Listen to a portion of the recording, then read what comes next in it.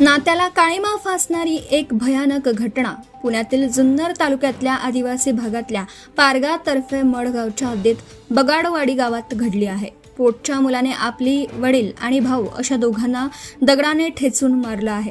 मृत वडिलांचं नाव जयराम महादू मुकणे वय वर्ष 65 तर भाऊ राजू जयराम मुकणे वय वर्ष 30 आहे आणि आरोपीचे नाव बाबजी जयराम मुकणे वय वर्ष 32 आहे। विशेष म्हणजे हत्या केल्यानंतर आरोप रात्रभर मृतदेहाजवळ झोपल्याचं उघड झालं आहे।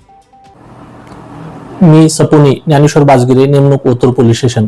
काल दिनांक 2/6/2026 रोजी पारगाव तर्फे मड येथील बगाडेवाडी या ठिकाणी जयराम महादू मुकणे वय 65 व त्यांचा मुलगा राजू जयराम मुकणे वय 30 यांचा त्यांचाच मुलगा नामे बाबाजी जयराम मुकणे वय 32 याने घरगुती वादावरून झालेल्या वादामध्ये चोपणीने त्यांच्या डोक्यात मारहाण करून तसेच त्यांच्या मोठा दगड उचलून त्यांच्या डोक्यामध्ये मारहाण करून दोघांचाही खून केलेला आहे।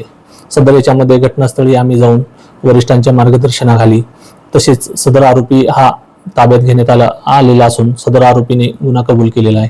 पुढील याच्यामध्ये पुढील अटकेची प्रोसेस सुरू आहे।